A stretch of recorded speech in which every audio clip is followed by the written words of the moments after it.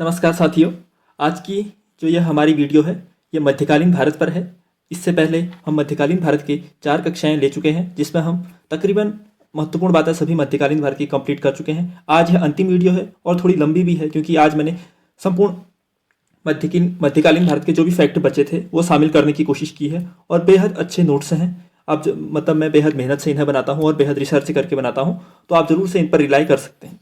और अगर क्लास अच्छी लगती है तो ज़रूर से लाइक और क्लास को शेयर जरूर कर दें क्योंकि आप शेयर करेंगे तभी अधिक लोगों तक हमारी पहुंच बन सकेगी। ठीक है, तो देखिए आज वही हमने जो भी पिछली बार हमने अकबर तक पढ़ा था और उसका शासन प्रशासन पढ़ा था, उसके बाद के जो भी मुगल शासक हैं उनके बारे में हम आज जानने की कोशिश करेंगे। सबसे पहले आज मैंने एक नया कुछ ऐड किया है कि जो आपने पिछला पढ़ा था तो उसमें से कुछ 3-4 क्वेश्चन मैंने लिए हैं कि आप कुछ अगर आपको जो मैं पढ़ा रहा हूँ वो कुछ आ रहा है समझ, मतलब आप कुछ याद कर रहे हैं, उस चीज़ का परीक्षण करने के लिए मैंने आज 4 क्वेश्चन शामिल किए हैं। अगर आपको ये इनिशिएटिव अच्छी लगती है कि मैं 2-4 क्वेश्चन लेके आऊँ तो ज़रूर से आप कमेंट में ये भी बताइएगा। मैं अगली बार से भी यही कोशिश करूँगा और इनके आंसर आपको कमेंट बॉक्स में जरूर देने। सभी लोग लिखें जितने भी दे रहे हैं, मतलब जितनों को भी पता है इसके आंसर्स वो जरूर से लिखें। सारों के नहीं भी पता है, जिस चीज़ के भी आंसर पता है वो जरूर लिखें क्योंकि इससे दूसरे लोग भी जिन्हें नहीं आता होगा वो समझ सकेंगे और आप भी अपना आकलन कर सकते हैं। ठीक है, जिसका आंसर सही होगा मैं पिन कर दूंगा, आप देख लेना। ठीक है, तो ठीक है, देखिए पहला क्वेश्चन है जो यवनराज स्थापनाचार्य की उपाधि है वह किस शासक को दी गई। मैंने पढ़ाया है यवनराज स्थापनाचार्य की उपाधि किस शासक को, देवराय प्रथम को, कृष्णदेव राय को, श्रीरंग तृतीय को या फिर सदाशिव राव को। तो आप इसका आंसर लिखिएगा। ठीक है, और दूसरा क्वेश्चन है जो ये जाजनगर था, उड़ीसा है ना जाजनगर, पहली बात तो जाजनगर किसका नाम है, उड़ीसा को कहते हैं। तो उसके विरुद्ध जो अभियान हुआ था वो किसने किया था। उसके जो ज्वालामुखी मंदिर है वहां से पांडुलिपियां संग्रहित करके कुछ अनुवाद कराया था उसका, ऐसा पढ़ा था ना हमने। तो किसने किया था वो, बलबन ने किया था, अलाउद्दीन खिलजी ने किया था, इल्तुतमिश ने किया था या फिर फिरोज शाह तुगलक ने किया। तो आप इसका भी आंसर देना। और तीसरा क्वेश्चन है सेना को नकद वेतन देने की परंपरा किसने प्रारंभ की। सेना को नकद वेतन तो किसने की, अलाउद्दीन खिलजी ने की, कुतुबुद्दीन ऐबक ने की, बहलोल लोदी ने की या फिर बलबन ने की। ये भी आपको लिखना है। और अंतिम क्वेश्चन है जो मौजा है, जो मौजा नामक प्रशासनिक इकाई है वो किस स्तर पर थी। मतलब मौजा कौन सी प्रशासनिक इकाई को कहते हैं, सरकार को, परगना को, सूबा को या गांव को। तो ये 4 प्रश्न हैं, जरूर से आप नहीं आते हैं तो गूगल से ढूंढकर मतलब फिर भी इसका आंसर आप लिखने की कोशिश कीजिएगा। ठीक है, तो ठीक है, आज हम वही आगे को बढ़ते हैं। मध्यकालीन भारत आज हमारी क्लास में जो मुद्दा है वो है मध्यकालीन भारत का 5वां भाग है और अंतिम भाग है ये। ठीक है, हमने पिछली बार अकबर तक कंप्लीट किया था, आज अकबर से आगे हम पढ़ने की कोशिश करेंगे। तो अकबर के बाद के जो हमारे मुगल शासक हैं वो कौन है, जहांगीर, जिनका दूसरा नाम क्या था, सलीम था। इनका शासनकाल 1605 से 1627, ये क्रम जरूर याद रखना। ठीक है, तो जहांगीर जिनका नाम सलीम था 1605 से 1627 तक। इनका विवाह हुआ था मेहरुन्निसा से, जिन्हें इन्होंने नूर ए जहां की उपाधि दी थी। तो जहांगीर का विवाह मेहरुन्निसा से हुआ था जिन्हें नूर ए जहां की उपाधि प्राप्त थी। अब जो ये नूर ए जहां थी मेहरुन्निसा, इसका जहांगीर के जीवन पर भी बड़ा प्रभाव था। मतलब जब जहांगीर शासन करते थे तो मेहरुन्निसा का भी जो प्रशासन है उसमें प्रतिभाग था। ठीक है, और इस मेहरुन्निसा जो ये नूर जहां है इसी को पादशाह बेगम का दर्जा दिया गया। तो मेहरुन्निसा जहांगीर का विवाह हुआ, नूर ए जहां की उपाधि, जहांगीर के जीवन पर बड़ा प्रभाव, प्रशासन में भी प्रतिभाग किया और इन्हें पादशाह बेगम का दर्जा दिया गया। ठीक है, ठीक है। और जहांगीर के अन्य तथ्यों को पढ़ें तो इन्होंने जो 5वें सिख गुरु हैं गुरु अर्जुन देव, उनको मृत्यु दंड दे दिया था क्योंकि इन्होंने जो खुर्रम था उसने अपने पिता के विरुद्ध विद्रोह किया था ना, तो उस दौरान गुरु अर्जुन देव ने उसकी मदद की थी, तो इसलिए गुरु अर्जुन देव को मृत्यु दंड दिया गया।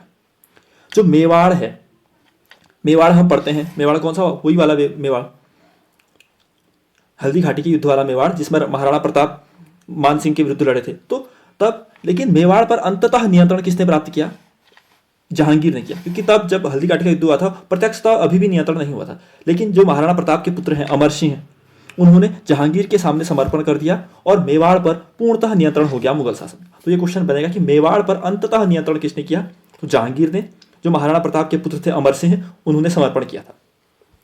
और जो कांगड़ा है उस पर कब्जा किसने किया, ये भी जहांगीर ने ही किया। पहले मुस्लिम शासक थे जिन्होंने कांगड़ा पर कब्जा किया।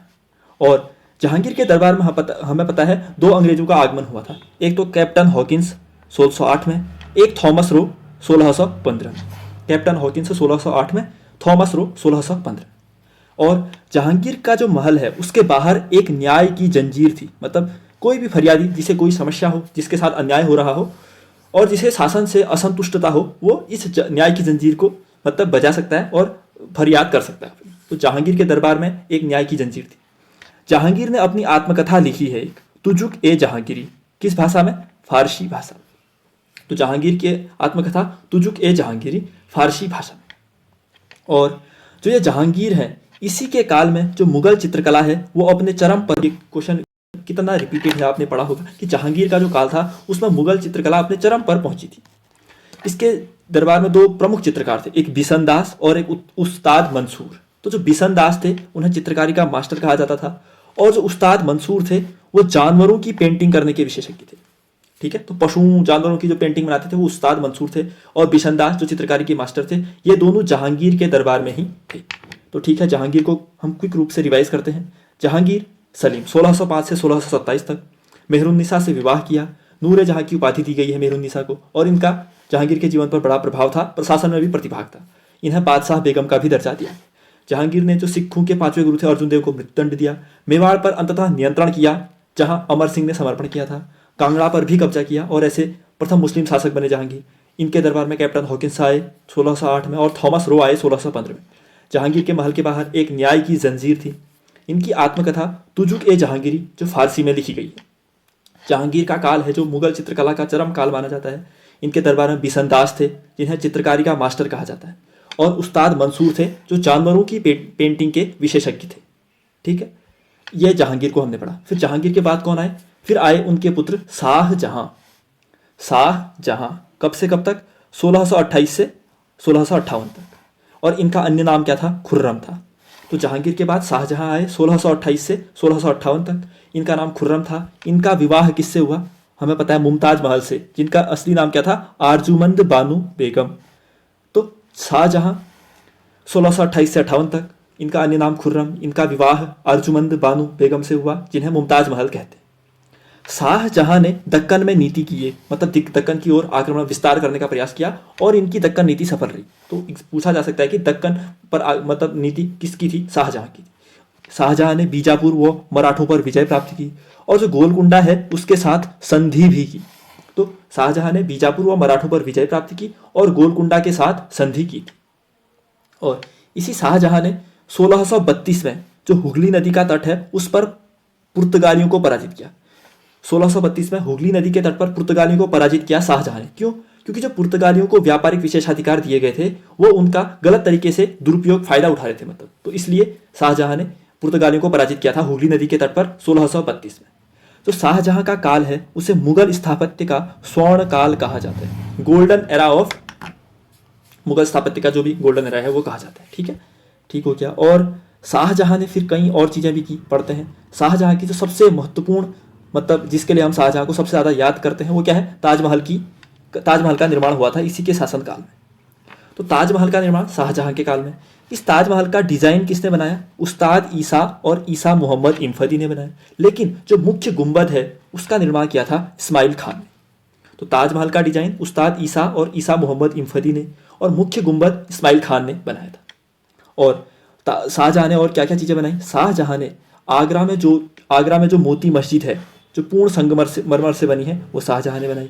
और दिल्ली में जामा मस्जिद बनवाई, दिल्ली का लाल किला बनवाया। और जो शाहजहां नामा लिखी है, शाहजहां नामा नामक पुस्तक किसने लिखी है? इनायत खान ने। तो शाहजहां ने ताजमहल बनाया, आगरा में मोती मस्जिद बनाई, दिल्ली में जामा मस्जिद बनाई, दिल्ली का लाल किला बनवाया। और शाहजहां नामा किसने लिखी? इनायत खान ने लिखी। अब शाहजहां के दरबार में भी कुछ यात्री आए थे अलग अलग देशों से, तो उन्हें आपको याद रखना है, कभी बन सकता है इससे। तो शाहजहां के दरबार में दो फ्रांसीसी यात्री आए थे, बर्नियर और टेवर्नियर। फ्रांसीसी यात्री बर्नियर और टेवर्नियर। एक इटली यात्री आया था, मनुची। और एक पीटर मुंडी नाम का यात्री आया था, जिसने शाहजहां के काल में जो अकाल पड़ा था उसका वर्णन किया था। तो शाहजहां के दरबार में फ्रांसीसी यात्री बर्नियर और टेवर्नियर, इटली यात्री मनुची, पीटर मुंडी भी आया था जिसने शाहजहां के काल में पड़े अकाल का वर्णन किया था। ठीक हो गया। अब क्या हुआ? शाहजहां का जो अंतिम शासन का, मतलब अंतिम का समय चल रहा था शासन का, तो उस दौरान उसके पुत्रों के बीच गृह युद्ध होने लग गया सत्ता प्राप्त करने के लिए। तो अब उन्हीं को हम पढ़ेंगे। तो शाहजहां के 4 पुत्र थे जिनके बीच गृह युद्ध होने लगा सत्ता को प्राप्त करने के लिए। वो 4 पुत्र कौन कौन थे? एक तो हो गया दारा सिकोह, फिर शुजा, फिर मुराद बख्श और एक हो गया औरंगजेब, जिसे आलमगीर भी कहते हैं। तो शाहजहां के जो 4 पुत्र थे उनके बीच गृह युद्ध हुआ। कौन कौन है वो 4 पुत्र? दारा सिकोह, शुजा, मुराद बख्श और औरंगजेब। दारा सिकोह की बात की जाए तो इन्होंने जो भगवत गीता है और जो उपनिषद है उनका फारसी में अनुवाद किया। भगवत गीता और उपनिषदों का फारसी में अनुवाद किया दारा सिकोह ने। इन्होंने जो उपनिषदों का फारसी अनुवाद किया उसका संकलन कहलाता है सिर ए अकबर। तो उपनिषदों का जो फारसी संकलन किया था उसे सिर ए अकबर कहते हैं। और दारा सिकोह ने एक अन्य रचना की, मजमा उल बहरीन, मजमा उल बहरीन नाम। और ये अन्य भाई कौन कौन है कि शुजा, मुराद बख्श और औरंगजेब। तो ये 4 भाई पूछे जा सकते हैं कि शाहजहां के कौन कौन 4 पुत्र थे कि इनके बीच सत्ता के लिए संघर्ष हुआ था। तो ठीक है, अब हम एक बार क्विक रिवीजन करते हैं शाहजहां का। शाहजहां को देखिए, शासनकाल कब से कब तक? 1628 से 58 तक। इनका अन्य नाम खुर्रम, विवाह बानो बेगम से, मुमताज महल इनका नाम था। शाहजहां की दक्कन नीति सफल रही। इन्होंने बीजापुर व मराठों पर विजय प्राप्त की, गोलकुंडा के साथ संधि की, 1632 में हुगली तट पर पुर्तगालियों को पराजित किया। इनका काल मुगल स्थापत्य का स्वर्णकाल कहा जाता है।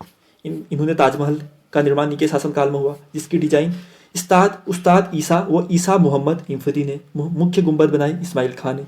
शाहजहां ने आगरा में मोती मस्जिद जो पूर्ण संगमरमर से बनी है, दिल्ली में जामा मस्जिद, दिल्ली का लाल किला और शाहजहांनामा नामक पुस्तक किसने लिखी? इनायत खान ने। शाहजहां के दरबार में फ्रांसीसी यात्री बर्नियर व टेवर्नियर, इटली यात्री मनुची, और जो पीटर मुंडी था उसने शाहजहां के काल में जो अकाल आया था उसका वर्णन किया था। शाहजहां के 4 पुत्र थे जिनके बीच गृह युद्ध हुआ था, दारा सिकोह, शुजा, मुराद बख्श और औरंगजेब आलमगीर। दारा सिकोह ने भगवत गीता व उपनिषदों का फारसी अनुवाद किया। उपनिषदों का जो फारसी अनुवाद है वो सिर अकबर कहलाता है। दारा सिकोह की एक अन्य रचना है मजमा उल बहरी। ठीक हो गया। अब जो सत्ता के लिए जो युद्ध हुए उनके बारे में देख लो थोड़ा। सामूगढ़ की लड़ाई हुई एक, और एक देवराय की लड़ाई हुई। बशर्ते इससे पहले एक धर्मत की लड़ाई भी हुई थी, लेकिन वो दारा और औरंगजेब के बीच नहीं हुई थी। तो हमें क्या एक चीज याद रख सकते हो, मैंने ट्रिक लिखी थी, वो थी धसादे ट्रिक लिखी थी मैंने। यानी कब सबसे पहले से बाद की युद्धों का क्रम याद करने के लिए। एक धसादे में क्या हो गया? धर्मत की लड़ाई, सामूगढ़ की लड़ाई और देवराय की लड़ाई। तो आप ये ट्रिक याद रख सकते हैं, सबसे पहले कौन सा युद्ध हुआ फिर कौन सा हुआ। लेकिन धर्मट की लड़ाई हमारे लिए ज़्यादा महत्वपूर्ण नहीं है, इसलिए मैंने उसे शामिल नहीं किया। लेकिन आप लिख लेना साइड में, मैंने बोल लिया है वो, ठीक है। तो सामूगढ़ की लड़ाई हुई 1658 में और औरंगजेब और दारा के बीच, औरंगजेब जीत गया। फिर देवराय की लड़ाई हुई 1659 में औरंगजेब और दारा के बीच, इसमें भी औरंगजेब जीत गया और सत्ता निर्विवाद रूप से इसे मिल गई। तो हमने कौन कौन से युद्ध पढ़े? धर्मत की लड़ाई, फिर सामूगढ़ की लड़ाई, फिर देवराय। ट्रिक क्या थी? धसा दे, ठीक है। अब हम पढ़ते हैं औरंगजेब को, और जो मुगल साम्राज्य का अंतिम सबसे महान शासक माना जाता है। महान मतलब कि जिसने साम्राज्य का विस्तार किया था। तो मुगल साम्राज्य की जो सबसे बड़ी सीमा कब थी? इसी के शासनकाल में थी। यानी मुगल साम्राज्य का अगर हम भौगोलिक विस्तार देखें तो सबसे ज़्यादा विस्तृत कब तक हुआ? वो औरंगजेब के काल तक ही हुआ। औरंगजेब ने जो मुगल दक्कन है उसकी राजधानी खिड़की, जिसका अन्य नाम औरंगाबाद था, वहाँ बनवाई। तो मुगल दक्कन की राजधानी खिड़की में थी, जिसे औरंगाबाद कहते हैं। औरंगजेब के ही काल में जाट किसानों का विद्रोह हुआ था। जाट किसान थे जो उनका विद्रोह हुआ था। अब पहले किसने किया फिर किसने किया, इस क्रम को याद रखना। ये सभी जाट किसान ही हैं, लेकिन सबसे पहले विद्रोह किया गोखला ने, फिर राजा राम ने, फिर चूड़ामन व बदन सिंह ने, फिर सूरजमल ने।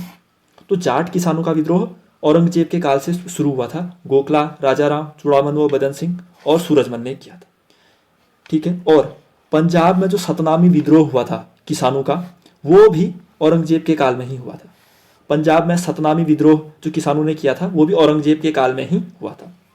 और औरंगजेब ने जो 9वें सिख गुरु थे, गुरु तेग बहादुर, उनको मृत्युदंड दिया था। 9वें गुरु को मृत्युदंड गुरु तेग बहादुर, और 5वें गुरु जी अर्जुन देव को जहांगीर ने दिया था। और आलमगीर किसका नाम है? औरंगजेब का नाम है। तो आलमगीर नामा जो औरंगजेब के जीवन पर जो पुस्तक है वो किसने लिखी है? मिर्जा मोहम्मद कासिम ने। और शाहजहां नामा इनायत खान ने। और तुजू के जहांगीरी आत्मकथा है, वो जहांगीर ने ही लिखी है, ठीक है। तो आलमगीर नामा लिखी है मिर्जा मोहम्मद कासिम ने, ठीक है। अब हम एक बार रिवाइज करते हैं औरंगजेब को। औरंगजेब कब से कब तक, इसका मैंने लिखना भूल गया, लिख लेना। 1658 से लेकर 1707 तक लिख लेना, ठीक है।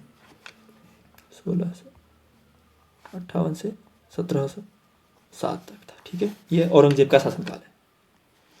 अब देखिए, औरंगजेब मुगल साम्राज्य अपनी सबसे बड़ी क्षेत्रीय सीमा तक पहुंचा। मुगल दक्कन की राजधानी खिड़की औरंगाबाद में बनाई। जाट किसानों का विद्रोह हुआ था। गोखला, राजाराम, चूड़ामन व बदन सिंह और सूरजमल। पंजाब में सतनामी विद्रोह हुआ था, किसानों ने किया था। जो 9वें सिख गुरु जो गुरु तेग बहादुर थे उनको मृत्युदंड दिया औरंगजेब ने। और आलमगीर नामा की रचना की मिर्जा मोहम्मद कासिम। अब मैंने कुछ टर्म लिखे हैं और उनके अर्थ क्या है वो लिखे हैं, तो आप याद कर लेना इन्हें क्योंकि मुझे महत्वपूर्ण लगते हैं। एक शब्द आता है जवाबित, जिसका अर्थ था धर्मनिरपेक्ष कानून। धर्मनिरपेक्ष का तात्पर्य है कि जो धर्म से प्रभावित न हो, जिन्हें राजा स्वयं भी जारी कर सके, उसे कहते हैं जवाब।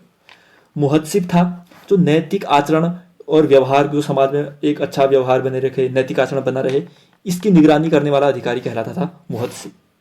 और बनिक थे, जो स्थानीय व्यापारी थे, और जो बंजारे थे वो भी व्यापारी ही होते थे। ठीक है, तो जवाबी धर्मनिरपेक्ष फरमान, मुहद्दिब नैतिक आचरण बनाए रखने का अधिकारी, बनिक स्थानीय व्यापारी, और बंजारे व्यापारी ही होते थे। अब हम पढ़ते हैं उत्तर मुगल। अब ये भी महत्वपूर्ण है, उत्तर मुगल यानी इसके बाद कौन कौन से मुगल शासक आए, उनके क्या क्या काम थे। मेन मुगल अंतिम सबसे महत्वपूर्ण तो औरंगजेब ही था। इसके बाद मुगल सत्ता का पतन होने लगा। क्यों? एक तो अंग्रेजों का उत्थान होने लगा, जो बाहरी शक्तियां थी। दूसरा, जो क्षेत्रीय शक्तियां थी वो उभरने लगी। थर्ड, मुगल साम्राज्य में जो शासक थे वो बेहद कमजोर और मतलब अकर्मण्य टाइप के थे, काम के लायक के नहीं थे। तो तीनों चीज़ें साथ में होने लगी, इसलिए मुगल सत्ता का जो एक महान मतलब साम्राज्य था, इतना बड़े भारत पर उसने नियंत्रण किया था, अंततः वो टूटने लगता है। ठीक है, तो उसके बाद के औरंगजेब के बाद के कौन कौन से मुगल शासक थे, उनके केवल एक एक काम याद, ऐसे ही तो पढ़ना होता है। बहादुर शाह पर एक एक पन्ना दिया है जो मेरी स्टैंडर्ड किताब है, लेकिन उसका काम के सबसे महत्वपूर्ण क्या है जो एग्जाम में बन सकता है, वही वो मैंने यहाँ पे लिखे हैं। ठीक है, यही छांटना हमें आना चाहिए। तो देखिए, बहादुर शाह प्रथम, एक तो क्या याद रखना पता है, मुझे लगता है इससे एक ऐसा क्वेश्चन बनेगा कि क्रम में पूछेगा कि इन मुगल शासकों को मतलब पहले से बाद के क्रम में लगाइए, ऐसा पूछ सकता है इन बाद वाले शासकों को। औरंगजेब तक तो सबको याद होंगे, बाबर से औरंगजेब तक, उसके बाद के भी ये कर लेना क्योंकि ऐसा वाला क्रम बन सकता है। तो बहादुर शाह प्रथम कब से कब तक? 1707 से 1712 तक। इसकी एक उपाधि थी शाह ए बेखबर, यानी कुछ हवाई नहीं लगती थी बली से। तो बहादुर शाह प्रथम को एक याद रखना है, एक तो सन याद रखो इसका, और इसे शाह ए बेखबर कहते थे। फिर उसके बाद आया जहांदार शाह। जहांदार शाह कब से कब तक? 1712 से 1713 तक। 1712 से 1713 तक जहांदार शाह। इसने इजाराह, जिसे खेती का राजस्व कहते हैं, उस प्रथा का प्रारंभ किया। तो अब ये अच्छा क्वेश्चन है कि इजाराह प्रथा प्रारंभ किसने की? जहांदार शाह ने। और जो साहू था मुगल शासक, उसको दक्कन की जो चौथ व सरदेशमुखी है वो वसूलने की शक्ति दी। तो साहू को दक्कन की चौथ व सरदेशमुखी वसूलने की शक्ति भी जहांदार शाह ने ही। तो जहांदार शाह आपने याद किया। उसके बाद का महत्वपूर्ण शासक है फर्रुख शियर। फर्रुख शियर, अब इसके कुछ महत्वपूर्ण तथ्य हैं, ये सभी याद करें। इसका शासनकाल है 1713 से 1719। कौन? बहादुर शाह प्रथम, फिर जहांदार शाह, फिर फर्रुख शियर। इसने जो सिख अगुआ था बंदा बहादुर, उसको मरवाया था, एक काम ये किया इसने। और इसने 1717 में जो ईस्ट इंडिया कंपनी है उसको व्यापारिक विशेषाधिकार दिए थे। ये भी हम पढ़ते हैं, व्यापारिक विशेषाधिकार एक बड़ी मात्रा में फर्रुख शियर ने दिए थे 1717 में। कुछ मैग्ना कार्टा भी कहते हैं, अधिकारों का मैग्ना कार्टा कहते हैं, कुछ कहते हैं हम इसे। फिर लेकिन फर्रुख शियर ने लेकिन बाद में क्या किया, जो मराठा सेना थी और जो सैयद बंधु थे, उन दोनों ने मिलकर इस फर्रुख शियर को मरवा दिया। अब इस सैयद बंधु में कौन कौन आते थे? ये दो भाई थे, हुसैन अली खां और सैयद अब्दुल्ला खां। आपको याद क्या करना है? फर्रुख शियर का याद करना है, किसके बाद आ रहा है? 1713 से 1719। बंदा बहादुर को मरवाया। ईस्ट इंडिया कंपनी को विशेषाधिकार दिए व्यापारिक 1717 में। लेकिन फर्रुख शियर को मरवा दिया किसने? सैयद बंधु और मराठा सेनाओं ने मिलकर। सैयद बंधु में याद रख लेना कभी, हुसैन अली खां और सैयद अब्दुल्ला खां। फिर अगला महत्वपूर्ण शासक आता है मोहम्मद शाह रंगीला। अब नाम ही देख लो, रंगीला जैसे इनके नाम जुड़े हैं, तो इनके कर्म क्या ही होंगे। मतलब बहुत शक्तिशाली नहीं थे ये, केवल अपने तक भोग विलास में ही लगे रहते थे। मोहम्मद शाह रंगीला 1719 से 1748 तक। इसने जो चिन कुलीज खां है, जो हैदराबाद का शासक था, निज़ाम था, निज़ाम उल मुल्क कहते हैं जिसे हम, मलिक भी कहते हैं, तो उसके साथ मिलकर सैयद बंधुओं को हटा दिया, मतलब मरवा दिया। तो ये क्वेश्चन बनता है कि सैयद बंधुओं को किसने मरवाया? मोहम्मद शाह रंगीला ने। किसके साथ मिलकर? चिन कुलीज खां, जो निज़ाम उल मुल्क है, उसके साथ मिलकर। ये चिन कुलीज खां कौन था? दक्कन यानी हैदराबाद का शासक था।